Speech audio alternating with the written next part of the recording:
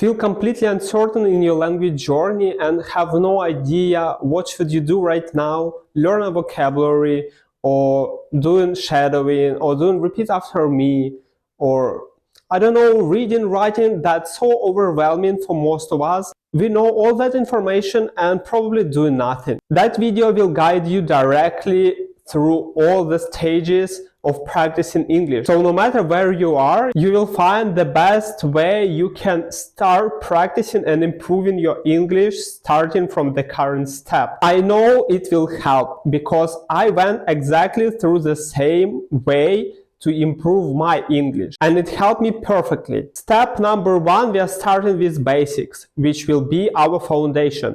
And our foundation is sounds. So what you need to start with is learn phonetic alphabet. That's really helpful for the beginners. We have no idea how to pronounce sounds right. We learning pronouncing it completely wrong. That's why we have so much people have no idea how to pronounce certain words, phrases, and so on. And as much as we learn, more mistakes we are doing it without learning phonetic alphabet at the first place. If you are learning at some point, you definitely know your mistakes right now. Take a few steps back and return to that step and learn that specific sounds you have no idea how to pronounce. It will boost your fluency in English for sure, and you will sound more understandable for people. Once you will master sound at some level, don't start there.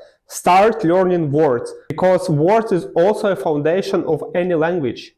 And that's pretty obvious, right? If you don't know words, you don't understand what you're listening and you have no idea how to speak because you don't know them. Start learning words from 300 to 500 most common words, verbs, and so on. You will be able to speak a little bit here and there. Of course, you need to expand your vocabulary over time, but don't stop there. 500 words from the beginning will be more than enough to go to another step. And here we go into the step number 2. If you did everything in the step number 1, you need to listen a lot. So in our listening, we have 2 parts: active listening and passive listening. In active listening, you listen something you are curious about, so you need to take your time where you sit for 20 to 30 minutes and trying to understand everything completely what you listen. Don't start big. If you are a beginner, start with mini stories, some stories for kids, and all that stuff. But important part, you need to listen something you're curious about, because without it, you will not do it long enough to become consistent and improve at some level where you can go to the step number 3. Active listening is hard. What is easier, that's a passive listening. For passive listening, you need to find some native speaker podcasts, YouTube videos, movies, and so on, and just play it on the background while you're walking, while you're driving a car, while you're cleaning your room, and whatever. So important for passive listening, you don't need to worry about what they're saying even. It should be just playing around, so your brain, without even noticing, start noticing patterns of language, how they speak and how they sound. And that's really it for step number 2. You need to do it long enough until active listening practice will be easy for you and you will understand almost everything. And for passive listening, you will notice as long as you're doing it, you notice and recognize more and more words, phrases. That's how you build your passive vocabulary, first of all. I listen myself a lot of in English and didn't even notice how I became the person who can understand native speakers. Impressive, right? Only by listening what you're interested in. So you will do it anyway. Just do it not on your native language. That's only difference you need to do. And over time, you will see impressive results. I can guarantee it for sure. But on the understanding, that's not what we want. We want to speak, right? And from there, we are going to the step number 3, which is shadowing. Of course, shadowing, who can skip shadowing? Everyone is talking about it right now and saying how great it's helping. For the beginners, I can suggest repeat after me method. Videos like I am doing when I'm speaking phrases slowly and you repeat after me.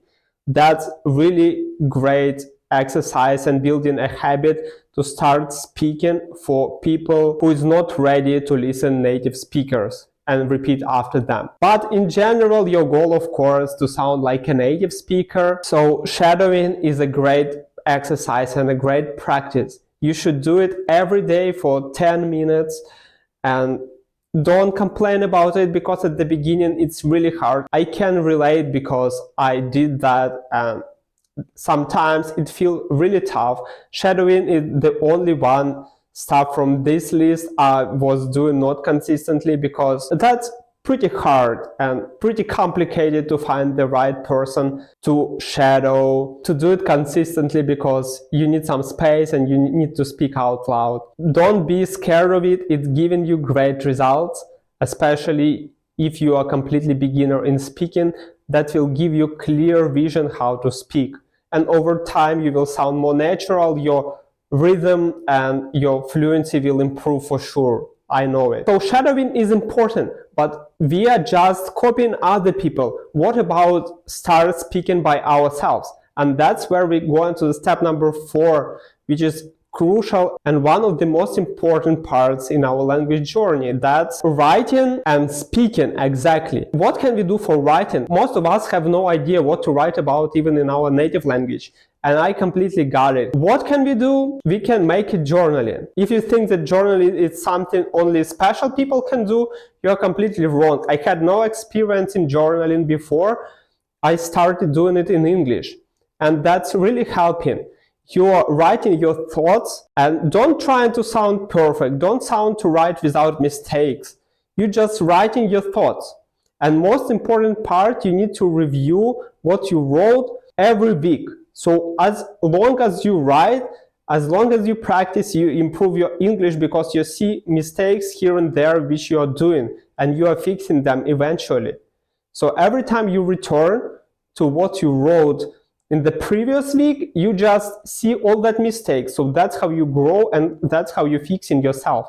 For that, you don't even need a tutor, you don't need a fancy coaches, so on. It's only you and your writing. The best part of journaling is you will learn self-reflection while practicing writing in English. So it's win-win. You will become more self-aware and at the same time practice your writing skills. Sounds great, right? And now we are talking to speaking, and that's what we want. That's our final milestone. We need to start speaking.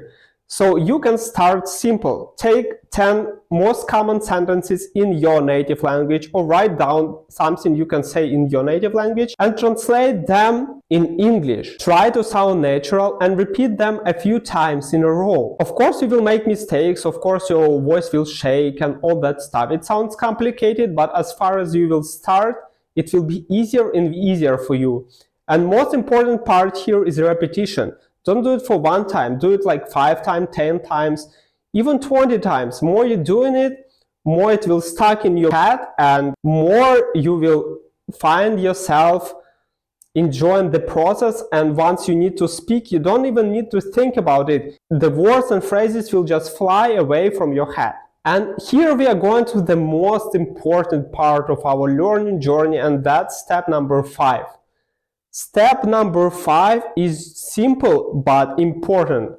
That's to be consistent. Consistency is the key in everything. More you're doing it, more results you will have. Don't think it's boring. Sometimes it will be, right?